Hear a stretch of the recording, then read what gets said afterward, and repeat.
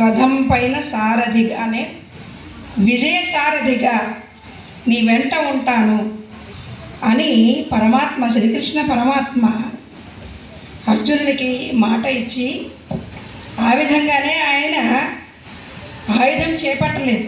కానీ ఆ రోజున భీష్ముడు చేసినటువంటి యుద్ధానికి విసిగించేశాడు. ఈ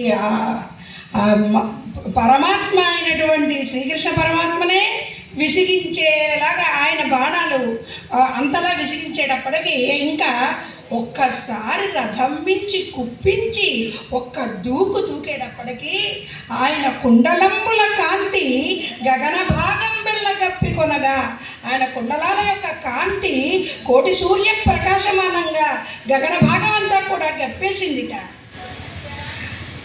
అలాగూ ఒక్కసారి తుమికేటప్పటికి ఆయన ఉదరంలో ఉన్న లోకములన్నీ కూడా 14 లోకాలన్నీ ఆయన ఉదరంలో ఉన్నటువంటివి అవన్నీ కూడా కదిలిపోతూ ఉన్నట్టుగా ఉన్నాయట.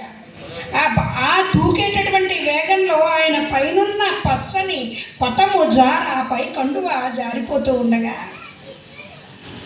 బావా నేను నా లావు నమ్ముకున్నాను, నా బలాన్ని నేను నమ్ముకున్నాను, నా పరువు తీసేకయ్యా బాబు అని కిరీటి, బాబు నువ్వు ఆగవయ్యా నాయన, నువ్వు నీ చేత ఆయుధం పట్టించను అని నేను ఒక పరువుతో ఉన్నాను, ఆ పరువు కాస్త నువ్వు ఈ రోజున తీసేసేటట్టుగా ఉన్నావు అని అర్జునుడు వెంటబడి వారిస్తూ ఉండగా, కరికి లంఘించు సింగంపు కైవడి, ఏనుగు మీదకి తూకేటటువంటి సింహంలాగా ఉన్నటువంటి ఆ దేవదేవుడు, ఆ శ్రీకృష్ణ పరమాత్మ, ఆయన చేతుల్లో తనువు చాలించేటటువంటి అదృష్ట భాగ్యాన్ని నువ్వు నాకు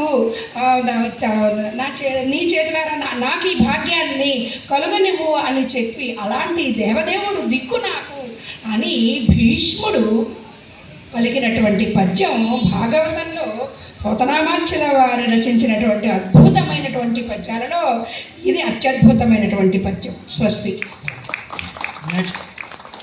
సమస్య